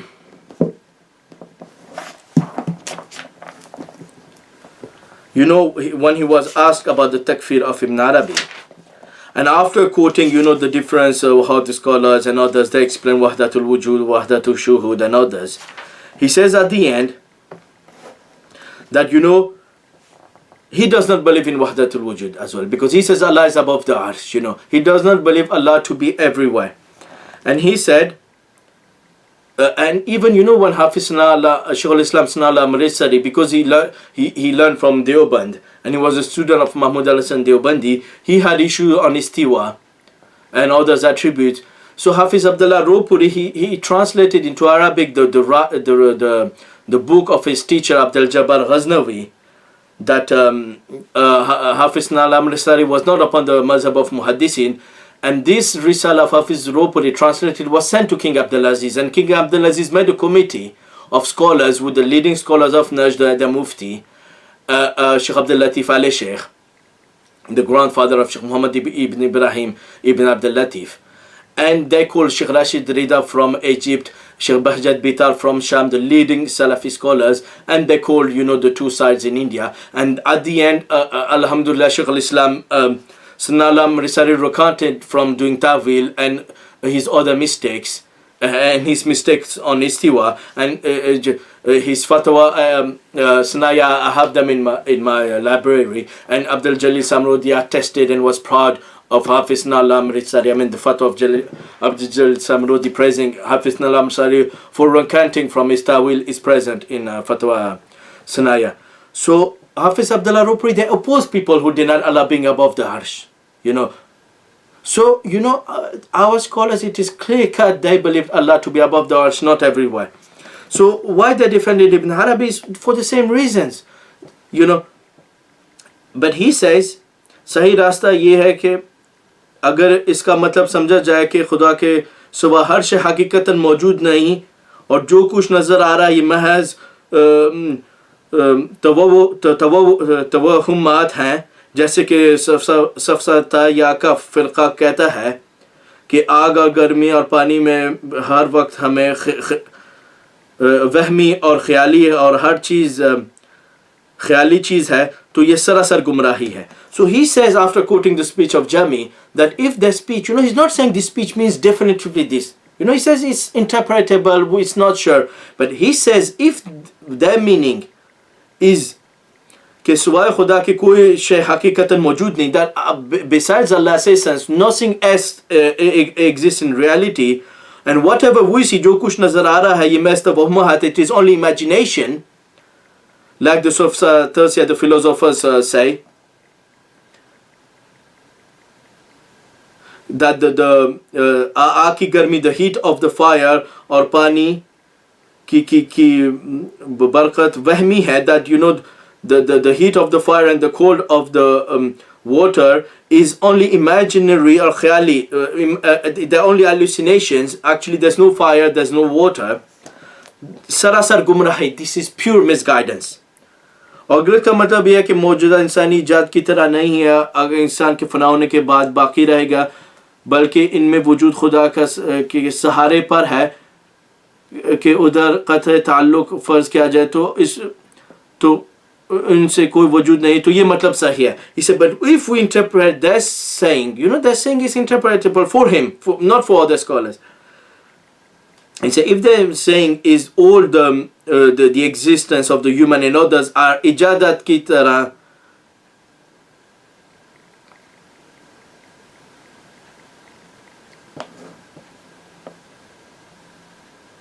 that what he's saying, that he's saying that they believe that that all existences of the human exist, but their will is fani, meaning it is temporary and dependent of Allah, खुदा के सहारे पर गिर्द है, that it is the creation exists as essence, but it is dependent of Allah, it is fani, meaning it wasn't eternal and it will perish, and obviously after recreated after. That if we believe that the creation is dependent of Allah, this is the true, this meaning of Wahdatul Wujud is correct. So he said, if you intend by Wahdatul Wujud to say that nothing else exists about Allah, it is hallucination, this is misguidance. But if you believe that Khuda ke sahare par hai, that the existence exists on Allah's help,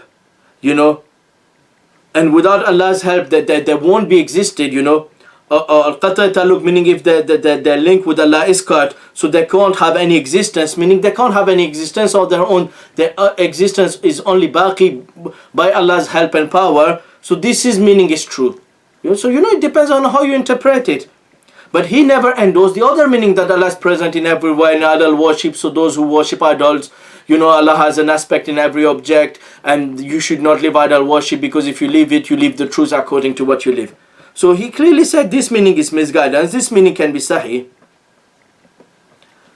So then he said in note, Ibn Arabi, Rumi और जमे वगैरह की कलिमात में उस तौहीद में मुश्तबा है. He said the speech of Ibn Arabi, Rumi and Jami and others is Mushtaba. It is unclear. It is not muhkam. ऐसे बात लोग इनके हक में अच्छा इत्तेकाद रखते हैं और बात बुरा Ibn Taymiyyah वगैरह Ibn Arabi से बहुत बदजन थे. He said some people they have good opinion of him, but some people like Ibn Taymiyyah and others they really oppose him. इसी तरह रूमी और जामी के उलमा बुरा कहते हैं, बट मेरा ख्याल है कि जब उनके कलाम मुहतमल है, जैसे जामी का कलाम पर नकल हो चुका है तो हकीकत इब्न अरबी का है. So he said, but for me their speech it can be interpreted like the speech of Jami above. So he has got good opinion, and he said al-ghazhatak al-wusfatwa में एहतियात चाहिए. He said because some scholars do takfir, some not, it might be interpreted, so we must be precautious in fatwa. जब तक पूरी तसल्ली ना हो fatwa ना लगाने में ना लगाया जाए. He said unless we're not sure 100%, this is what he meant, we should avoid giving fatwa. और उसका मामला खुदा के सुपुर्द किया जाए, and we should leave his matter to Allah. So our scholars, Hafiz Abdullah Ropuri, he did not say, definitively no, he's not a kafir, or definitely his book, and he did not say his books Fusus Al-Hikam is right. He said, look, the scholars they differ, and and maybe it is interpretable like the speech above, because maybe they see some of their quotes only. So some of their because they do taqiyya and they explain in strange way, and they have clear quotes as well.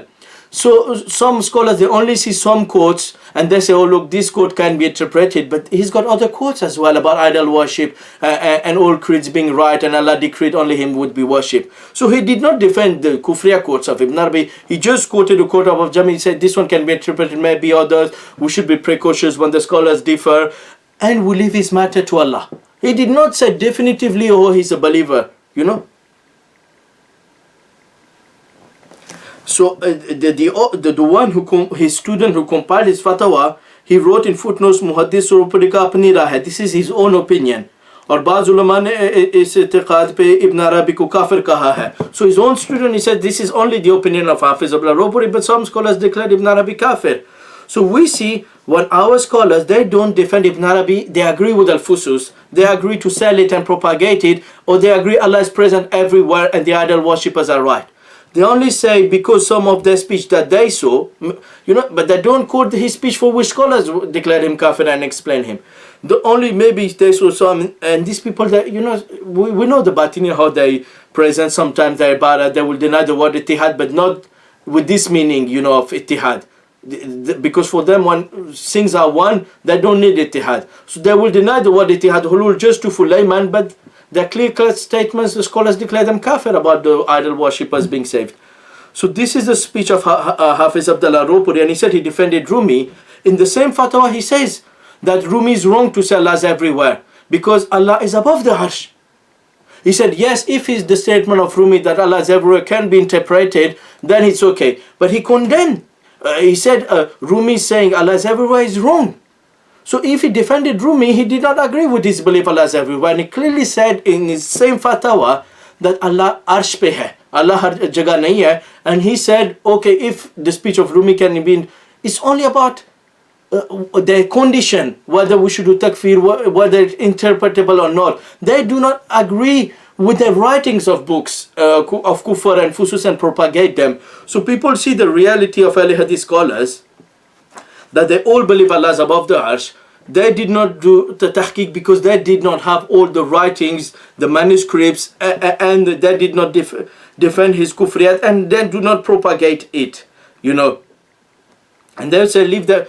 So if Muhammad Yasir agrees on it, like ulama al-hadith, we say, look, leave his matter to Allah, but you don't propagate his kufriyat, and you don't, in the Deobandi's elders book, you don't propagate Ibn Arabi, the secret, whoever reveals secret of Rububiyyah has done kufr, and Wahdatul Wujud is sahih. Then we can close the chapter. Nobody's selling Ibn Arabi, nobody's propagating it, nobody's selling Futuhat, the Ilahiyya basic research. We leave the matter to Allah. But they don't do this. They say, oh, the scholars differ, and hiddenly they say sell and propagate Fusus Al-Hikam. We won't have this. if you want to take the opinion of Abdullah Ropuri and Mian Nazir Hussain, they'll be good to you. You know, some scholars said it. But then you condemn the kufr in Fusus Al-Hikam, you don't defend it, and you don't propagate it, and you propagate their aqidah that Allah is above the arsh, not everywhere. Now we will just, inshallah, finish with Nawab Siddiq Hasan Khan. Because he said first, Nawab Siddiq Hasan Khan in his Taj al-Mukallal, he said to take, he took barakah from the grave of Ibn Arabi. So I have his Majmu'a Rasail with the tahqiq of Hafiz Shahid Mahmud, and Alhamdulillah Jamia, he had to help for the publishing of this book. May Allah help this noble, great Salafi Jamia for all the help in proper refuting shirk and bid'ah. You know, all this fatwa refuting grave worship, Alhamdulillah, it is this noble society, Jamia Turas Islami, who works with Jamia al-Hadith in India and Pakistan and England. And Alhamdulillah, may Allah protects this Jamia and make them carry on their work, khidmah of Salafiyah. So he's got different rasail on shirk, and in volume number 2 he's got a risala about the innovations in grave. He mentions ziyarat-e-qubur ka maqsad, you know, that the हाफिज हदीस इब्न मसूद में फरमाया है कि तमाम कब्रों की ज़ियारत करो क्योंकि इस दुनिया से बेरग़बती करती है और आखिरत याद दिलाती है. So he's saying the hadith of Ibn Masud tells us that the aim of visiting graves is to remind the hereafter and you know not to neglect this world. And then he mentioned मालूम हुआ कि जिस ज़ियारत में ये फ़ायदा ना हो वो मना है. You know, he said whatever ziyarah does not have this, it is forbidden. This is on page 185 of the second volume of his Rasail. Jahil log ziyarat में तवाफ करते हैं, the ignorant people do tawaf of grave, कब्र का बोसा लेते हैं, they kiss the grave, रख्सार या सीना कब्र पर मिलते हैं, meaning they put their cheeks or their chest on the grave. मर्दों से हाजत मांगते हैं और चादर pulled, you know, they ask help from the dead and they put flowers on it. मशाइख और पीरजाद वहाँ मुराक़बा करते हैं, they sit in meditation there, उर्स मेला जमाते हैं, हलवा शेर माल उड़ाते हैं, नज़र नियाज करते हैं, they do sacrifice on them, रुपया पैसा लेते हैं, ये सब शिर्क बिदअत हराम है. अवाम जाहिलों को ख़राब करने के लिए इधर उधर से किस्से कहानी और झूठी रवायतें बना कर रखी हैं. You know, they have made false narrations and fairy tales to misguide people. अपनी दुनिया को तबाह किया और उनकी आक़िबत तबाह की. They have wasted their world and the hereafter, बल्कि अपना राह सिया कर दिया. So, you know, he condemned, you know, seeking intercession, benediction, kissing graves and everywhere. So if one of his book, he said this, he's got many of writings condemning sitting on graves, because Nawab Siddiq Hasan Khan was a prolific writer. Maybe at some stage of his life he had some writings, but we can see these writings that condemn these opinions. So Nawab Siddiq Hasan Khan, he does not endorse seeking barakah or anything. For him, the grave should only visit it to remind of the hereafter. Anything besides this, this is against hadith. So this is Majmu'a Rasail Aqidah.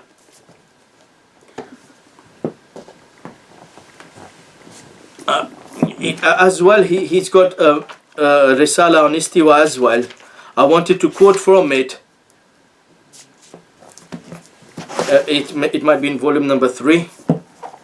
He's got lots of writing on he's got Al-Ihtiwa ala Masala Istiwa. This is a Risala in volume number 3, and he quoted in it that the statement, you know, that are present in Ulu, all the verses, the Hadith, the statement of Imam Abu Hanifa, Imam Shafi, Imam Ahmad, Imam Malik, the statement of Ibn Khuzaymah, Kitab Tawhid, all the statements of establishing Ulu. And he said Allah is above the arsh, you know, pehli fasl Allah Ta'ala ke ashwar mustaqim hone ke Qurani dalail. And then he said Mundarja bila 7 ayat se Allah Ta'ala ka arsh par istiwa puri sarahat ke sath sabit hai. These 7 versions mentioned that Allah is established upon the throne. Shah Abdul Qadir ne do jagah pe in ayat ka tarjuma kiya. Shah Abdul Qadir, the son of Shah Waliullah, he translated there, phir baitha hai arsh par, that he translated Ar-Rahman al-Arsh istawa as that Allah sat upon the throne. Or 4 jagah yu hai, phir qaim hua takht par, he became qaim on the takht. Maulvi Rafiuddin Delvi ने यूं तर्जमा किया है, the other son of Shah Waliullah, फिर करार पकड़ा ऊपर अर्श के. Allah has done करार upon the arsh.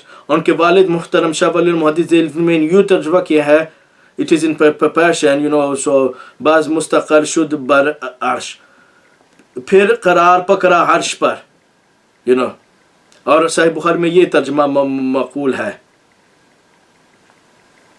So he said, मालूम हुआ कि ये आयत का लफ्ज़न मुहकम है और कैफियतन मुतशाबिह. He said, so it shows that the meaning of the word is muhkam and its कैफिया is mutashabih.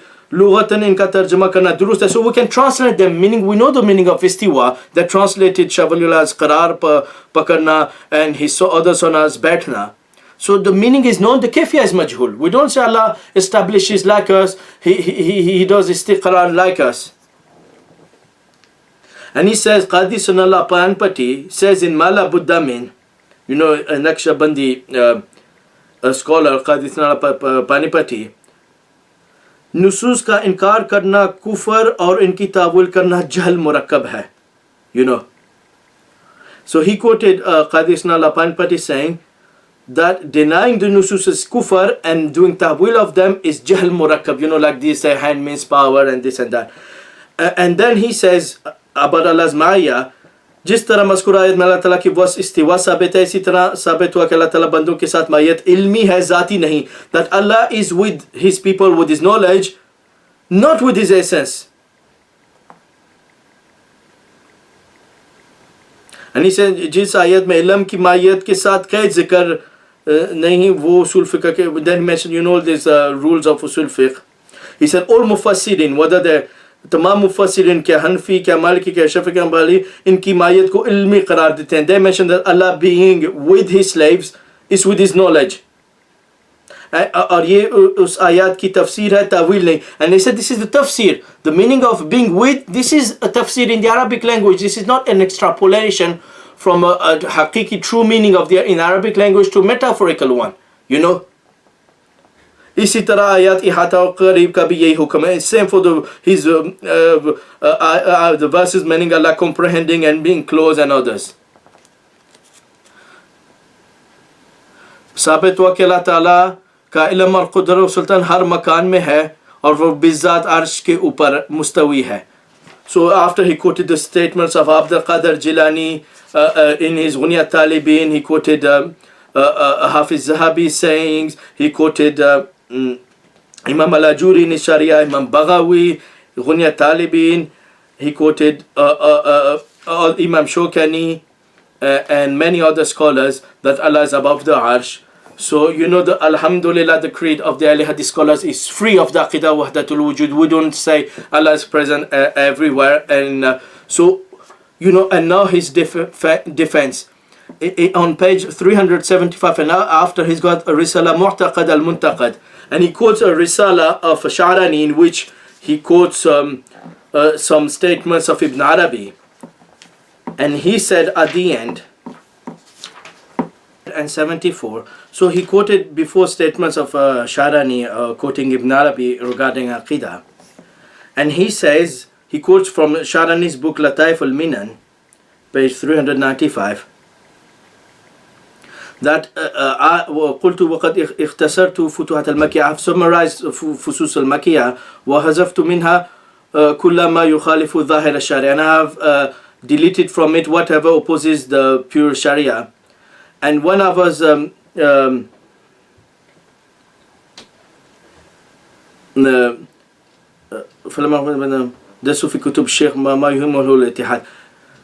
when I was informed, the فلما أخبرت بأنهم دسوا في كتب الشيخ ما يوهم الحلول والاتحاد, when I've been informed that people have inserted in the book of Sheikh Ibn Arabi matters pertaining to hulul and ittihad. ورد علي الشيخ شمس الدين المديني بنسخة الفتاة التي قابل على خط الشيخ بقونيا فلما أجد فيها شيئا من ذلك الذي حذفته. So he said, I have compared it to the manuscript of Sheikh Shamsuddin Madani of Futuhat Makkiyah present in Konya, and there, in his manuscript there wasn't anything related to these matters, and I was happy with it. So he quoted from Lataif al-Mina, so we don't know which manuscript he's speaking about, which quote of Kufr is just a general statement. that he said, I summarized Sha'rani Futuhat Makkiyah and I took the wrong statements, and there was another manuscript which didn't have it, so maybe people have inserted. So there's no mention of which quote was inserted, because we've seen before there's different manuscripts in Futuhat Makkiyah. Some students have summarized, there's partial manuscript and there's full manuscript. And so we don't know maybe in these different manuscripts which word were inserted, which was not. So he said, look, I've summarized Futuhat Makkiyah and I've taken the statements of Ittihad from it. And I saw another manuscript of one of Sheikh Shamsuddin al-Madani. And I didn't find in it as well the statement of, I've mentioned already there are differences in manuscripts. Some had summarized, some had full manuscripts. And after Nawab Siddiq Hasan Khan wrote on page 374 of the third volume, मैं कहता हूँ मैंने किताब फुतिया मक्किया का मुतालिया किया. I have read the book Futuhat मक्किया. मुझे इस किताब में कई जगहों पे इत्तिबा सुन्नत की तहरीर और तर्क तकलीद की तहरीर मिली है. I found in it statements telling to follow the sunnah and oppose taqlid, because one has to know that Ibn Arabi, because he came from Spain, in aqad he was a batini, but in fiqh he was zahiri, because in Spain the Ibn Hazm and Zahiri school thought had strength. Because, and some scholars who did takfir of him, they also say, oh, he allows women instead of menses to enter masajid, because he followed the Ibn Hazm's opinion and he was a Zahiri, and the Zahiri opposed taqlid even for layman. So that's why when he saw statements of him in Futuhat Makkiyah, some statement opposing taqlid, he said, I found them opposing taqlid. चुनाचे मैंने उस किताब को इत्तिकाद में अहले हदीस के मुताबिक करने वाली किताब पाया. He said, I saw this book upon the belief of Ahle Hadith, meaning some matters opposing taqlid, it is according to the mazhab of Ahle Hadith. जो उसकी बात दलील है, जो इस बात की वाज़िह दलील है कि वो इत्तिहाद हुलूल के मसाइल में उस किताब में दाखिल करके शेख के ज़िम्मे लगा दी गए. I said, and this proves that the matters have been inserted in his book for which he has been blamed. वरना इस किताब में किताब सुन्नत किताबा पर इख्जत ना किया जाए. वरना इस किताब में किताब सुन्नत के तबा पर बड़ा So he said there's lots of he stress upon following kitab sunnah in his book. So Nawab Siddiq Hasan Khan, he only defended Ibn Arabi based on the claim of Sha'rani, and the claims of Sha'rani, they are general. I saw one manuscript we didn't have ittihad, and I took the matters of ittihad from the book I had. That general statement, the scholars, they quoted from Fusus and the text, the manuscript, that declared him kafir. So these are general statements, because there's so good points in him that look, he opposes taqlid, he's upon the Zahiri mazhab, so he's Ahle. That's why they declared him Ahle Hadith in this context. But they never said, that Allah is present everywhere, or that idol worship is right like in Fusus, and they never said you should read Fusus, you should propagate Fusus like Deobandi do. So their defense is only based on their belief of insertion, and this belief, the tahqiq shows, it is wrong. So should we follow the tahqiq of scholars, or should we follow the general statements of Nawab Siddiq Hasan, who is one of our leading scholars, and one of our great imam? We respect, he had a great contribution in publishing books against Sheikh Bid'ah, books of Ibn Taymiyyah and Qadi Shawkani. So if you want to take his statements of Mian Nazir Hussain Delvi, Hafiz Abdullah Ropuri, Nawab Siddiq Hasan Khan, then or that look, he might be excused, things were inserted, they don't sell his books that contain statements of idol worship. You can't take what you like, mita mita hapar khatatu. What you like, you eat it. What you don't like, you spit it out. You have to be fair. And the matters of this batin, in some places they say we don't believe ulul ittihad, and some other places they put it is just a trick, like Shaykh al-Islam Ibn Taymiyyah and others explain that they want to fool, because when they're accused and purchased by authorities, they hide. But the clear statements in Fusus Al-Hikam, whatever judgment you've given, the main topic, like Abdullah Ropuri said, we can leave his matter to Allah. It's not an issue. If his teachings and his statements are not taught in books and being sold and present in Deobandi elders book, disclosing the kufra and banda zahir mein abdar batin mein khuda, if you stop propagating this, the chapter is closed. So stop fooling people about Ahle Hadith scholars. You scholars praised him, our scholars praised him, either believing in insertion or believing it might be interpretable. They never endorse the belief of Wahdatul Wujud. They all believe Allah is above the arsh, not everywhere. So alhamdulillah, al-Hadith I've explained the context, and Muhammad Yasir has to explain to us why Deobandi propagate the kufr shirkiyat. Hundreds of scholars have declared this book kufr and explained, scrutinize the statement of Ibn Arabi. Don't bring all this shirk, that shirk, defended him, because they're general statements without any evidence. The evidence is all the students, all the manuscript, Fusus Al-Hikam. If you want to leave his matter to Allah, it's up to you, but you must condemn the kufr of Ibn Arabi, like Ibn Hajar and Al-Bukhari did, and wrote against it and condemned it. The one propagating it, quoted even Hafiz ibn al-Muqri said, you know, the one who believes in a Fusus, his kufr is worse than the kufr of Jews and Christians. So, you know, these teachings are teachings of kufr and shirk.